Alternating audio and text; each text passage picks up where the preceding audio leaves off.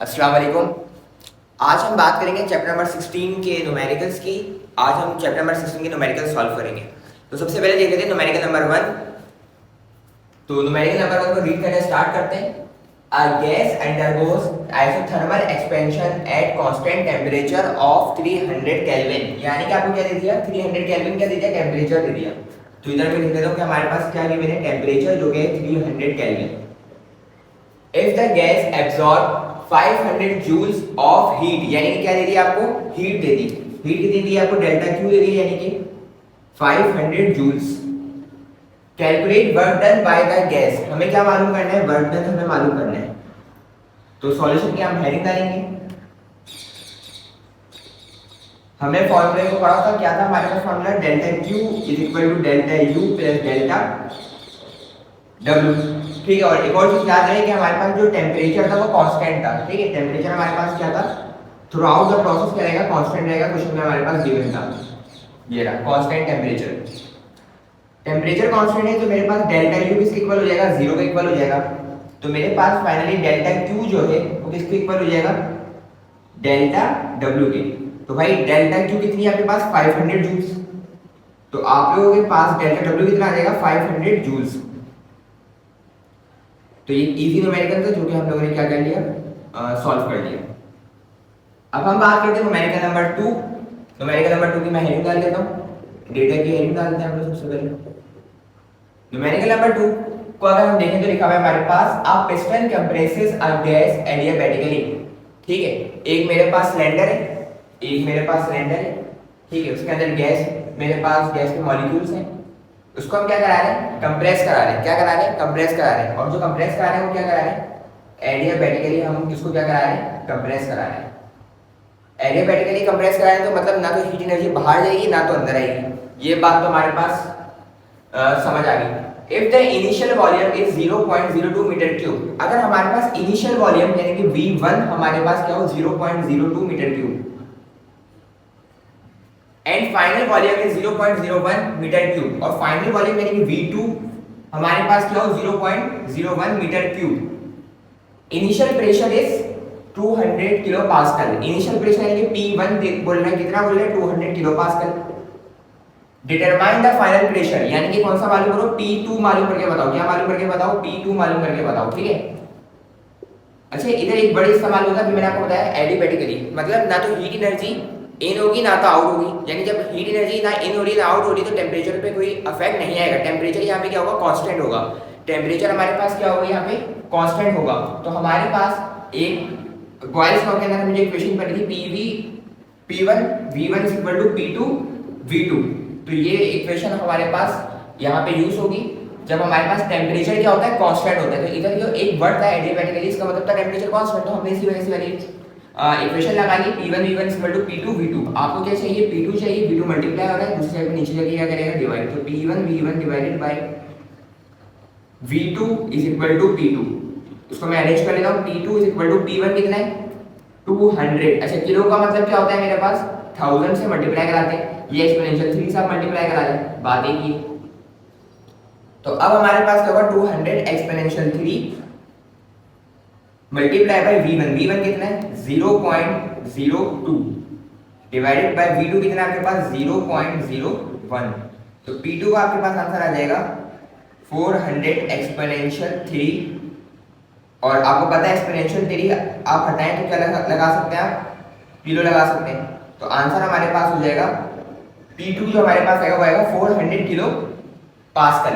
तो इस तरीके से न्यूमेरिकल नंबर 2 को हमने सॉल्व कर लिए।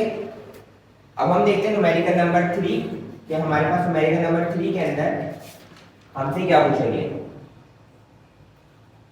A system undergoes an isobaric process। ठीक है, isobaric process यानी कि प्रेशर कांस्टेंट होगा, where pressure is constant at 150 kilo pascal. अच्छा ये बात याद रखिएगा, ये क्वेश्चन के अंदर थोड़ी मिस्टेक है तो इसको करेक्ट कर लेंगे। ये 150 नहीं है, ये 15 होगा, 15 किलो पास्कल होगा। क्या होगा हमारे पास, 15 किलो पास्कल होगा, ये याद रखिएगा, ये क्वेश्चन में मिस्टेक है। ठीक है, आपकी बुक के अंदर, तो इसको करेक्ट कर लें।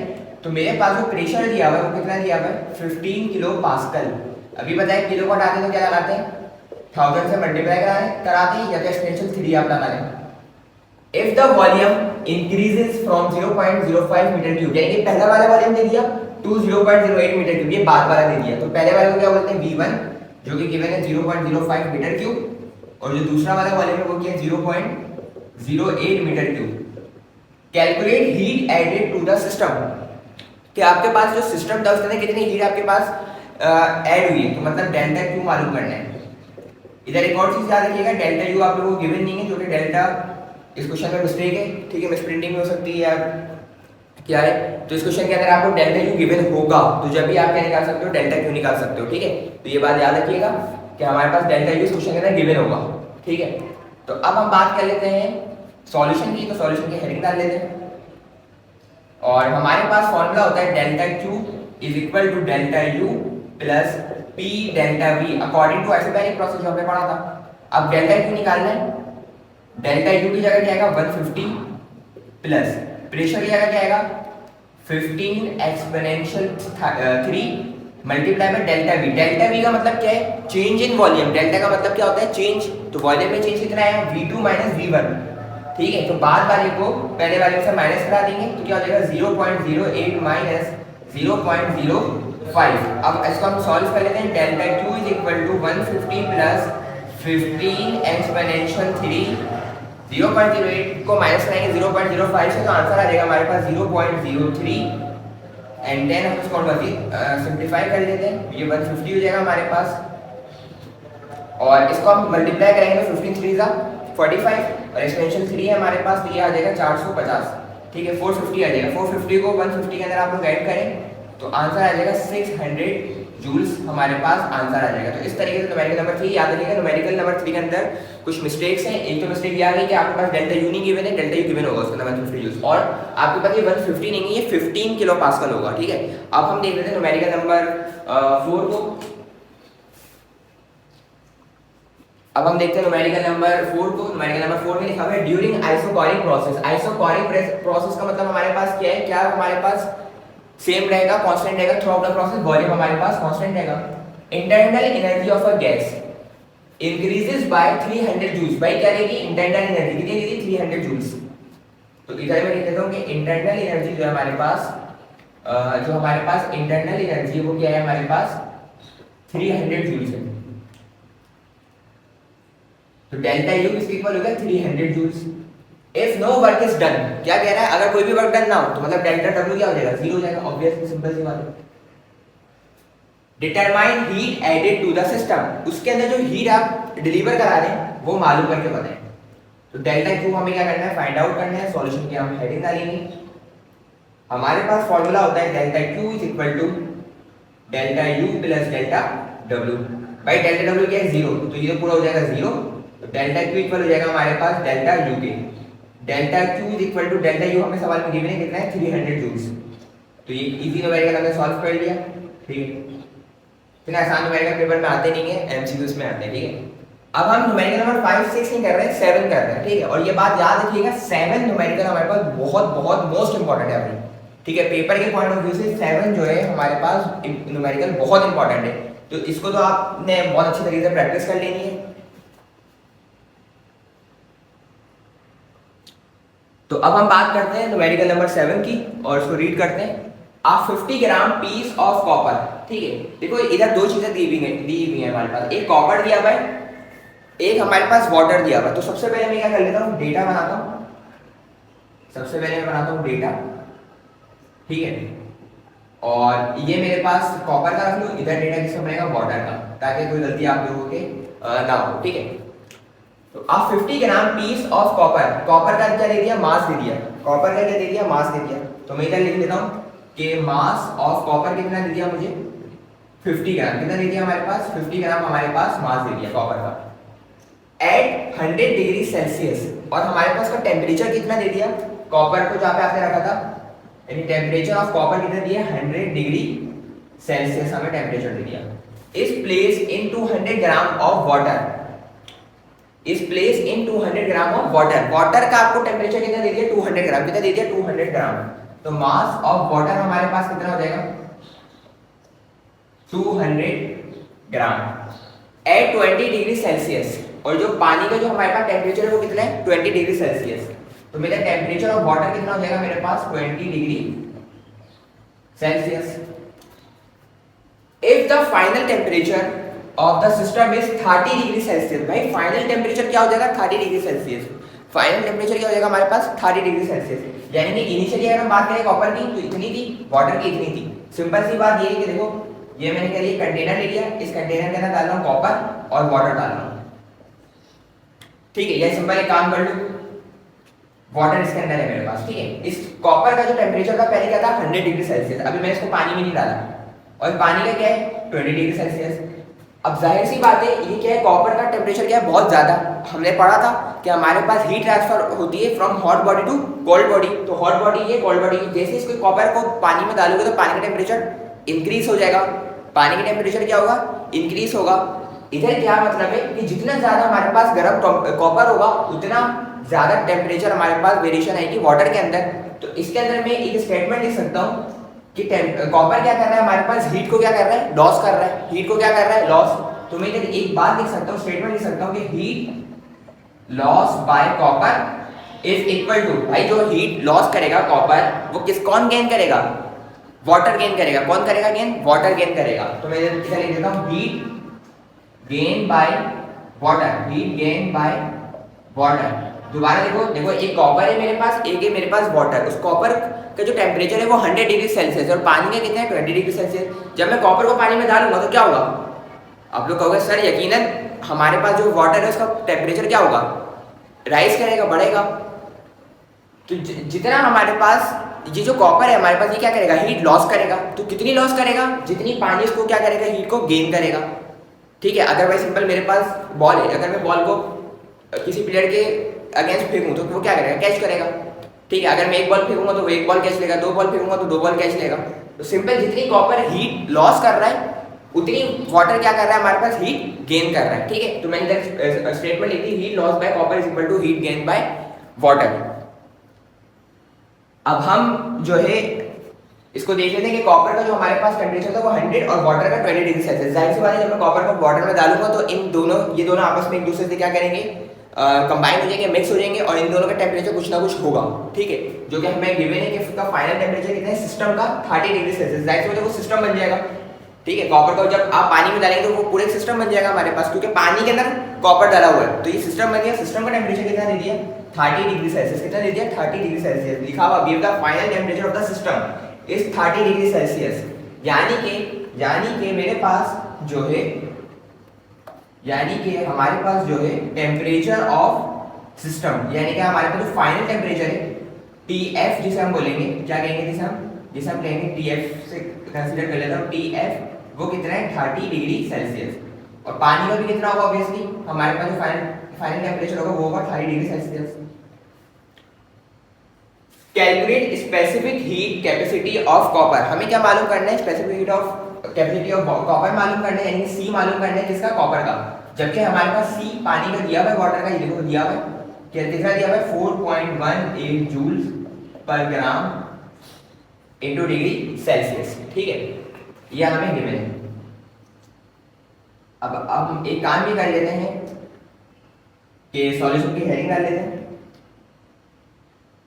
और इसको सिंपलीफाई करते हैं। ये स्टेटमेंट मैं आपको लिख दे चुका हूं, उसको ऊपर लिख लेते हैं क्या कि जितनी हीट लॉस करेगा कॉपर उतनी ही गेन करेगा हीट कौन water, heat gain by water.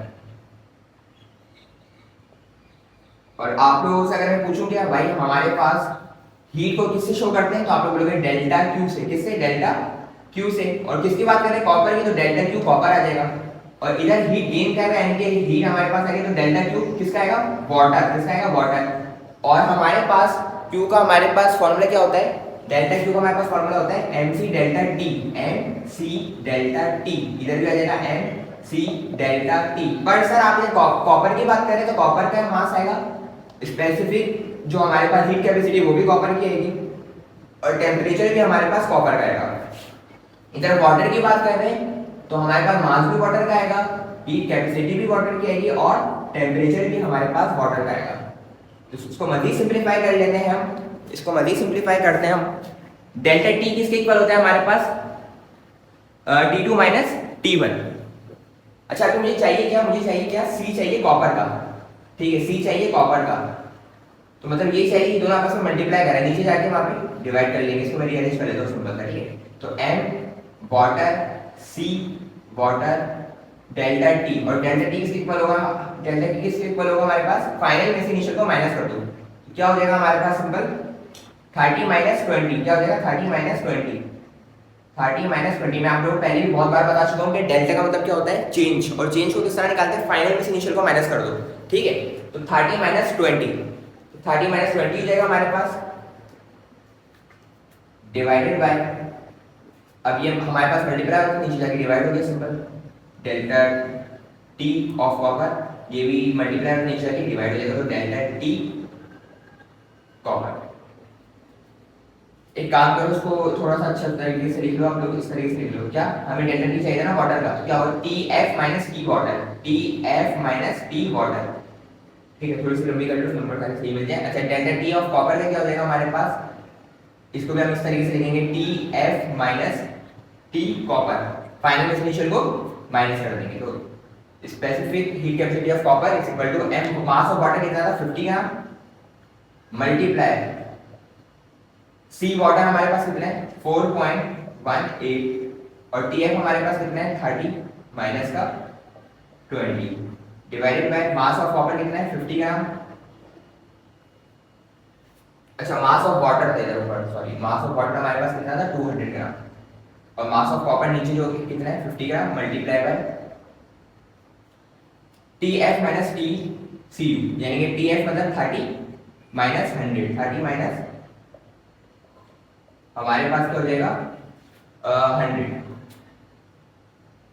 इसको सिंपलीफाई कर लेते हैं और आंसर देते हैं, हमारे पास आंसर क्या है, 30 में से 20 जाएगा तो 10 बचेगा, 10 को मल्टीप्लाई कराएं 4.18 से तो 41.8 आएगा, 50, ये इसको माइनस करेंगे तो माइनस 70 हो जाएगा हमारे पास। यहाँ पे एक चीज़ आप लोग ख्याल रखिएगा कि ये आप लोगों के पास जो इसको आप लोग कैलकुलेट करेंगे तो उसका आंसर हमारे पास नेगेटिव आएगा, ठीक है।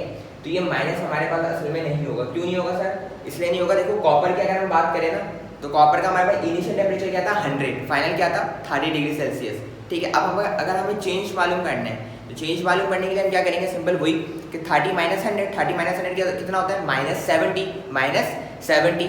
इधर जो माइनस है ना वो हमें डिनोट ये कर रहा है, हमें शो ये कर रहा है कि भाई हमारे पास जो टेम्परेचर में चेंज आया वो क्या है, नेगेटिव आया, क्या है नेगेटिव आया, मतलब हमारे पास जो टेम्परेचर है वो डिक्रीज हुआ है, वो क्या हुआ है हमारे पास डिक्रीज हुआ है। तो यहाँ पे हम जो है माइनस के साइन को इधर ट्रीट नहीं करेंगे, इधर माइनस के साइन को हम ट्रीट नहीं करेंगे, और इधर हम क्या लिखेंगे कि T temperature of copper minus temperature of final, ठीक है, temperature of copper minus temperature of final, तो इधर मेरे पास आ जाएगा 100 माइनस 30, और 100 माइनस 30 क्या होता है हमारे पास 70। याद रखिएगा इधर हमें क्या निकालना है, चेंज निकालना है, ठीक है। माइनस जो इधर शो कर रहा है ना, माइनस हमें शो कर रहा है कि चेंज इतना आया भाई कॉपर के टेम्परेचर में, पहले इतना था, ठीक है, पहले दूसरा हमारे पास पहले 100 था, अब कितना है 30, तो 100 से 30 हुआ है, तो बताओ कम हुआ है ज़्यादा हुआ है, ऑब्वियसली कम हुआ है, तो जो माइनस था वो आपको ये शो कर रहा था, ठीक है। तो हम क्या करते हैं, हमें जब भी चेंज निकालना है तो चेंज में हम क्या करेंगे, बड़ी में से छोटी वैल्यू को माइनस कर देंगे, तो बड़ी वैल्यू क्या थी आपके पास 100, फाइनली हमारे पास क्या थी 30, तो हमने क्या करा T cube, T of temperature of copper minus temperature of final temperature, तो हमारे पास 100 माइनस 30 हो गया, 100 माइनस 30 कितना होता है 70 होता है, ऊपर मल्टीप्लाई करा दिएगा, नीचे फिर उसके बाद आप लोग डिवाइड करा दिएगा, तो हमारे पास आंसर आएगा 2.388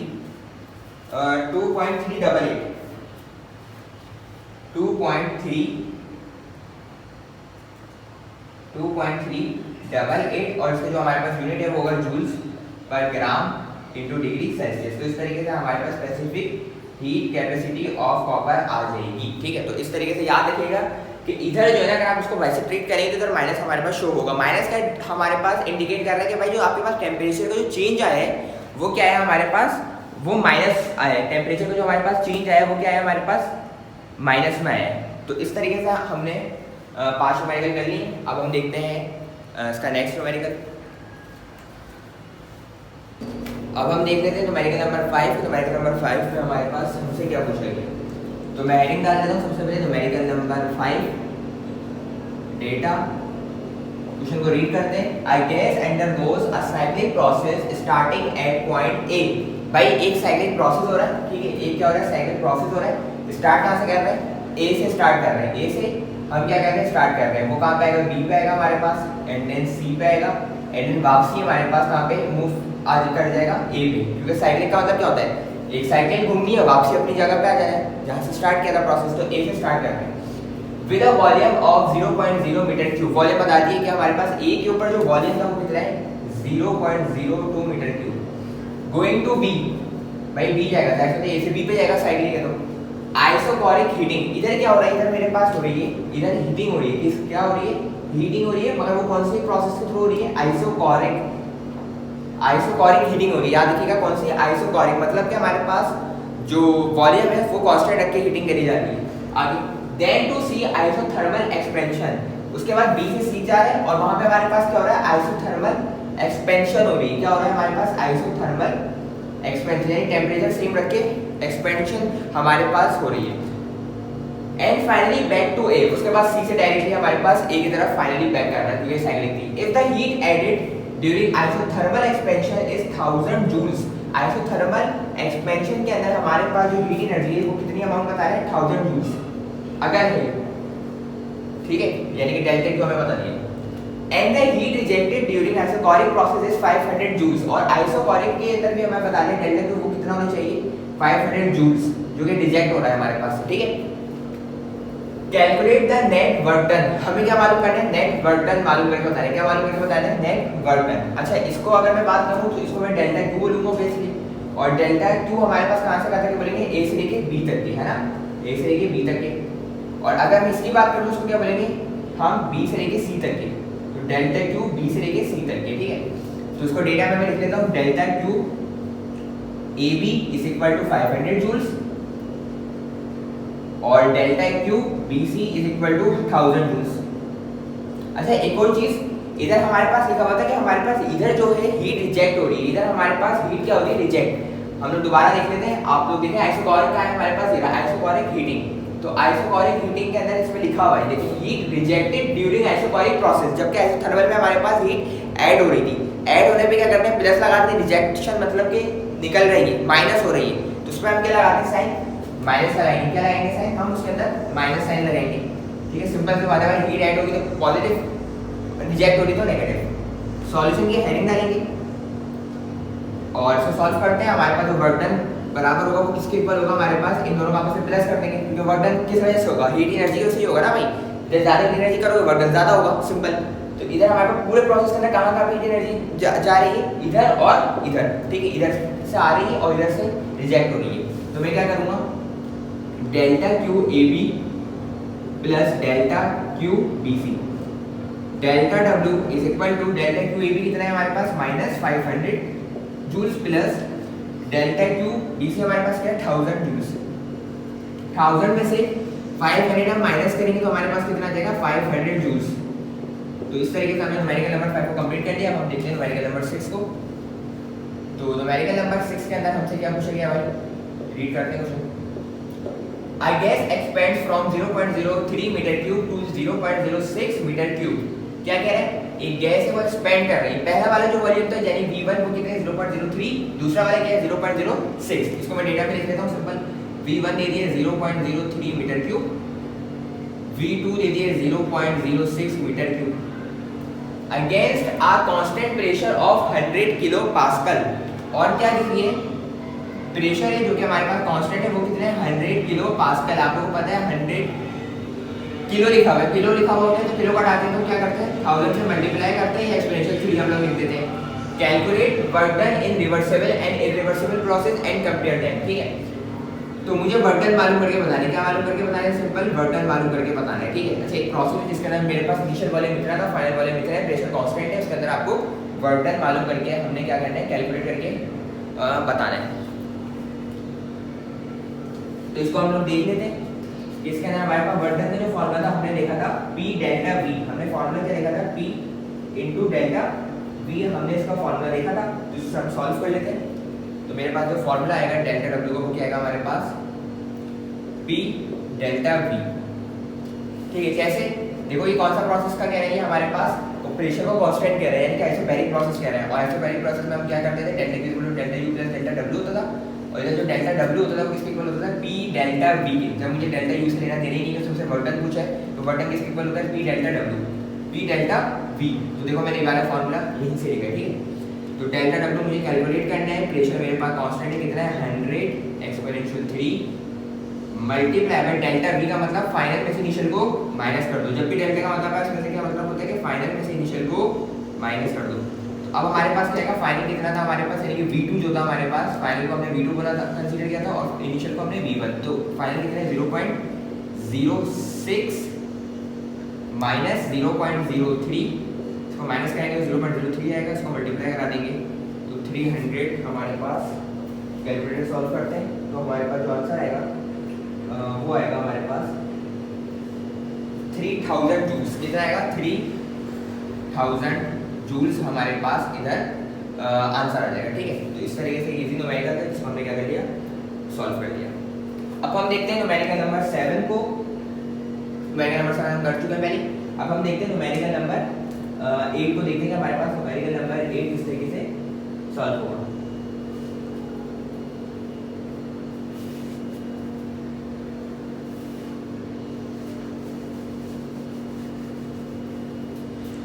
तो न्यूमेरिकल नंबर 8 को रीड करते हैं सबसे पहले और देखते हैं कि हमारे पास इसमें डेटा के अंदर हमारे पास क्या गिवन है।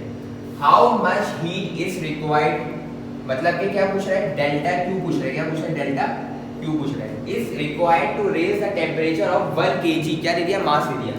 तो मास आप हमारे पास आ गया 1 kg of lead from 25 degree Celsius, यानी कि पहला टेम्परेचर दे दिया कितना है T1, कितना है 25 degree Celsius, to 100 degree Celsius, T2 दे दिया हमारे पास 100 डिग्री सेल्सियस। और स्पेसिफिक हमारे पास हीट कैपेसिटी की वैल्यू कितनी दे दी हमारे पास, लेड की हमारे पास दे दिए 0.128 जूल्स पर ग्राम इनटू सेल्सियस। अच्छा, एक बच्चों को सवाल होता है, अभी मैंने पिछले न्यूमेरिकल में भी कराया था ये वाला कॉपर वाला और वाटर वाला, कि सर हम कैसे डिसाइड कर लें कि हमारे पास ये सेल्सियस में रहने दें, केल्विन में चेंज करें नहीं करें। कुछ सवालों में होता है कि हमारे पास चेंज करना होता है, कुछ सवालों में हमारे पास ये होता है कि चेंज नहीं करना होता, ठीक है। केजी को ग्राम में कन्वर्ट करना है कि नहीं करना, सेंटीमीटर को मीटर में कन्वर्ट करना है कि नहीं करना, तो ये कन्फ्यूजन रहती है बच्चों में। तो भाई बात सुनो, आपको कोई भी क्वेश्चन दिया गया है उसके अंदर आपको कांस्टेंट दिया गया होगा, जो जिन यूनिट्स के अंदर हमारे पास वो कांस्टेंट गिवन है आपको उसी में रहते हुए सॉल्व करना है, उसी यूनिट्स में रहते हुए आपको सिस्टम में रहते हुए आपको सॉल्व करना है, ठीक है। तो इधर देखो, इधर हमारे पास क्या है, यूनिट की जो था हमारे पास कांस्टेंट का वो कितना था 0.128 जूल्स पर ग्राम इनटू सेल्सियस। तो क्या है ग्राम, तो मुझे केजी को ग्राम में कन्वर्ट ऑब्वियसली करना है, ठीक है। ये मुझे कौन बता रहा है, कांस्टेंट बता रहा है। और सेंटीग्रेड, तो भाई सेंटीग्रेड में था तो सेंटीग्रेड को किसी भी चीज़ में चेंज करने की जरूरत है ही नहीं, क्योंकि आपको जो कांस्टेंट गिवन है वो आपको इसी टेम्परेचर के हिसाब से गिवन है। तो मुझे खैर इसको कन्वर्ट करना होगा 1 kg को, तो 1 kg में कितने ग्राम होते हैं, 1000 ग्राम होते हैं। सॉल्यूशन की हेडिंग डाली, हमें डेल्टा क्यू निकालना है, बहुत इजी फॉर्मूला होता है। डेल्टा क्यू का क्या होता है हमारे पास, mc delta t। Delta Q is equal to mc delta t का मतलब फाइनल में से इनिशियल को माइनस करा दो, t2 minus t1। Delta Q is equal to m कितना है आपके पास 1000, c की वैल्यू 0.128, t2 कितना है आपके पास 100 minus 25। Delta Q is equal to 1000 को 1.28 से मल्टीप्लाई करा देगा आपको, तो आंसर आएगा 128। 100 से 25 में कितना आएगा 75 हमारे पास आ जाएगा। तो इसको आपस में मल्टीप्लाई करा दें और आंसर हमारे पास आएगा 9600 जूल्स। हमारे पास आंसर क्या आएगा 9600 जूल्स हमारे पास फाइनली आंसर आ जाएगा। अगर मुझे किलो में चाहिए तो मैं क्या करूँगा, ऑब्वियसली 1000 से डिवाइड करा दूंगा, 1000 से डिवाइड कराऊंगा तो आंसर आ जाएगा 9.6 जूल्स, ठीक है। किलो जूल्स क्या आएगा, किलो जूल्स हमारे पास आंसर आ जाएगा, ठीक है। सिंपल मैं बता रहा हूँ, किलो में आपको लेकर आने तो क्या करेंगे हम 1000 से डिवाइड कराएंगे तो मेरे पास आंसर आ जाएगा 9.6 किलो जूल्स हमारे पास फाइनली आंसर आ जाएगा, ठीक है। याद रखिएगा बुक के अंदर काफ़ी मिस्टेक्स है, ऑब्वियसली नई बुक आई है, न्यू बुक आई है, तो कुछ आंसर अगर वेरिएशन कर भी रहे तो बुक के अंदर कुछ गलती है, इस तरीके से भी हमने पिछले सवाल को देखा था। तो आप लोग देख लीजिएगा, इनकी प्रैक्टिस कर लें, काफ़ी इंपॉर्टेंट न्यूमेरिकल्स हैं। बाकी जो कॉपर वाला मैंने आपको बताया है न्यूमेरिकल वाटर वाला, वो बहुत इंपॉर्टेंट है, ठीक है। और इसको भी देख लीजिएगा, ये भी काफ़ी इंपॉर्टेंट न्यूमेरिकल है। तो अगर आपको कोई क्वेरी हो तो आप लोग पूछ सकते हैं भाई कमेंट बॉक्स में। तो ये चैप्टर आज हमारा कंप्लीट हो गया, थ्योरी भी कंप्लीट हो गई है और न्यूमेरिकल भी कंप्लीट हो गया हमारे पास।